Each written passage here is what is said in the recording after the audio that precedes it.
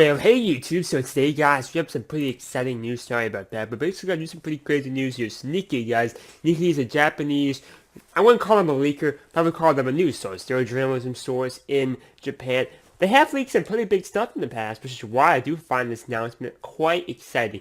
Obviously in 4 days from now, on January 12th, 11 p.m. Eastern Standard Time, we will finally figure out the price tag of the Wii U, or my bad, Nintendo Switch. Nintendo Switch.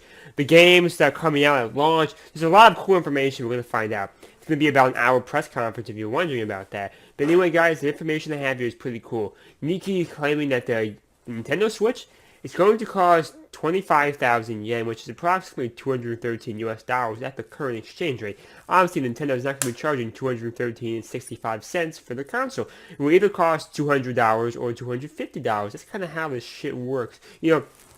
There's probably going to be a basic bundle, and you're going to have a more advanced bundle. Probably the basic bundle will probably cost about $200, and you have maybe the Zelda bundle or something like that costing between $250 and $300 depending on what you get with it. That's my guess here. They're definitely going for a cheaper price point than the Wii U. Remember, the deluxe Wii U, didn't it cost like $400? I believe it cost like $400 or $350 at launch. It seems like that price range isn't working for Nintendo anymore, so they are going cheaper.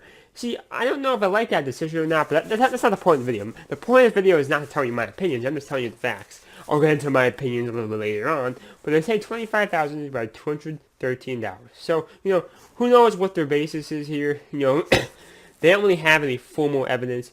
But Nikkei has been quite accurate in the past. They have actually leaked some pretty big stuff in the past. I remember using them in the past, and they ended up being right for whatever story I was talking about. I don't remember what story I was talking about, however, but I do remember it. They were being right. So that's huge news, guys. Obviously, I want to give you my opinion here.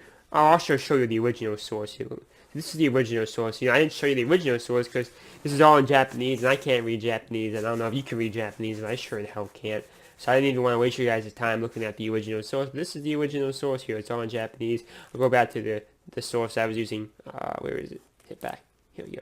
Sorry about that. So we're back to the source here. What do I think about this? I don't know if I agree that Nintendo should necessarily give up on the price range of the more expensive price range. My dream is for one day Nintendo makes a console that's just as powerful as the current generation, right? Or whatever the next generation is when they make it.